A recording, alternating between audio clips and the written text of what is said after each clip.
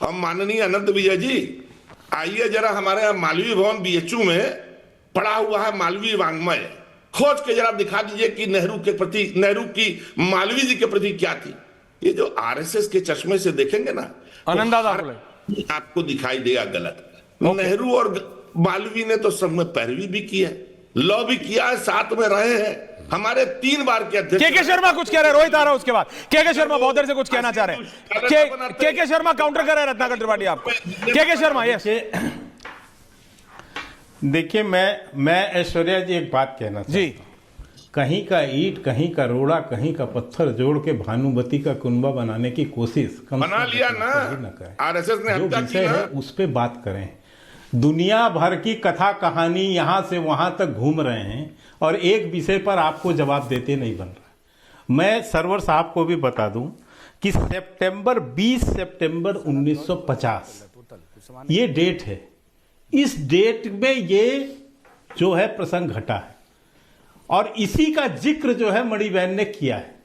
मणि बहन सांसद जरूर थी उनकी, पर सच तो कहेंगी ना, और सच ही लिखा है। और ये पुस्तक अभी भी प्रधानमंत्री संग्रहालय पे बकायदा रखा हुआ है। आप लोगों को किसी को यदि कंफ्यूजन है तो जाके पढ़ लीजिए सर, तो वहां पर सरदार पटेल। लेकिन ये इधर उधर की बातें मत कीजिए। पटेल आप जाने के बाद तो नेहरू जी फ्री थे ना, और मैं तब तो बना सकते थे। सर जी नहीं, सरदार पटेल के सर ये भी जवाब देते जाइए। शर्मा जी कि हमें सरदार पटेल के इस दुनिया से जाने के बाद तो नेहरू जी फ्री हो गए थे ना। अरे छोड़ो भैया, मैं जब बोल लूंगा तब आप बोलिएगा। आप बहुत बड़े ज्ञानी है, मुझे पता है, कितने बड़े ज्ञानी है मुझे पता है। आप छोड़ दीजिए। अंसार राजा साहब ने कहा कि हमें क्या लेना देना कांग्रेस से, उससे। देखिए, मैं आपको अंसार राजा साहब एक बात बताना चाहता हूं। इतिहास का काला अध्याय वर्तमान में यक्ष प्रश्न बनकर सदैव उभरता है और उसका जवाब देना ही पड़ता है। ये याद रखिए, जो काले पाप, जो काला अध्याय कांग्रेस ने इस देश के साथ किया है, वो सारे प्रश्न उभर कर आएंगे, समय समय पर आएंगे। ओके। और उसका जवाब देना होगा। ये भी वही काला अध्याय है, उसी तरह का शर्मा जी, उसका बहुत अच्छा उत्तर आपको कांग्रेस को देना होगा। बहुत अच्छा। आप यदि डिबेट में हैं, यदि आपको कांग्रेस से कोई लेना देना नहीं है तो बहुत अच्छी बात है, आप मत लेना देना कीजिए। आप मुस्लिम समाज को भी समझाइए कि इनके चंगुल में न फंसे, अंसार रजा काउंटर कर रहा है, में न फंसे। लेकिन ये जो पाप कांग्रेस ने किया है, हिंदुओं के साथ जो गलत करने की कोशिश किया है और आज जो कर रही है, उसका तो भागीदार कांग्रेस को होना ही पड़ेगा, उसका जवाब देना ही पड़ेगा। कोई काउंटर अंसार साहब, कोई काउंटर। ये तमाम अंसार साहब कोई काउंटर। ओके, कोई काउंटर अंसार रजा, क्विक 30 सेकंड काउंटर। रोहित आ रहा हूं।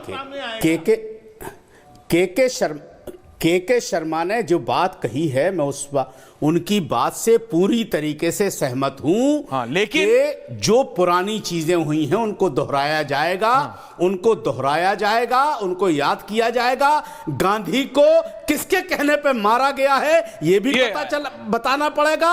और आरएसएस ने 52 साल तक तिरंगा नहीं फहराया, वो भी बताना पड़ेगा आपको। वो तो पीछा करेगा, वो तो पीछा करेगा कि गांधी को क्यों मारा, इंदिरा गांधी को क्यों मारा, राजीव गांधी को क्यों मारा, ये बताना पड़ेगा आपको, देश को बताना पड़ेगा सर। ओके रोहित, पूछे सवाल रोहित।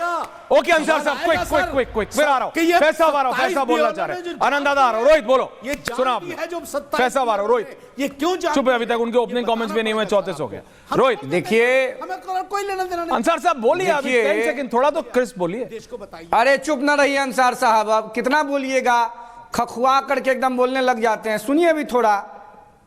देखिए, कांग्रेस पार्टी का वैचारिक पतन हो चुका है। कांग्रेस राजनीतिक रूप से, सामाजिक रूप से, वैचारिक रूप से पाकिस्तान, अफगानिस्तान, कजाकिस्तान और बांग्लादेश की नीतियों के साथ खड़ी है। कांग्रेस पार्टी के युवराज और बहादुर शाह जफर के प्रतीक पुरुष श्रीमान राहुल गांधी जी भारत विरोधी शक्तियों की गोदी में खेल रहे हैं। भारत महतारी को कमजोर करने के षड्यंत्रकारी ताकतों के मोहरा बनकर भारत में काम कर रहे हैं।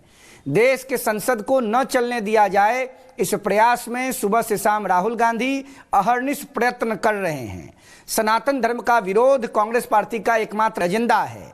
जिस प्रकार से तेलंगाना में कांग्रेस पार्टी के नेता और उनके मुख्यमंत्री रेवंत रेड्डी सनातन धर्म के खिलाफ आग उगल रहे हैं और उस पर लोकसभा में प्रतिपक्ष के नेता कांग्रेस के युवराज राहुल गांधी मौन धारण कर लिए हैं, इससे यह प्रमाणित होता है।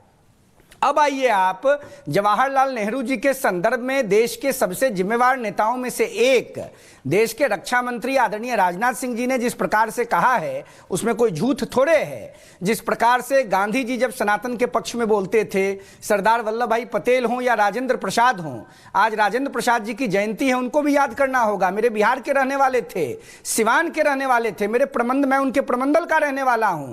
किस प्रकार से राजेंद्र प्रसाद जी को हिंदू बिल को लौटाना पड़ा था, यह बोलते हुए संभवतः कि मेरी पत्नी जिस बिल से संतुष्ट नहीं है उसको मैं कैसे हस्ताक्षर करूं। बाद में जवाहरलाल नेहरू के दबाव में खंड खंड करके उस बिल को लाया गया।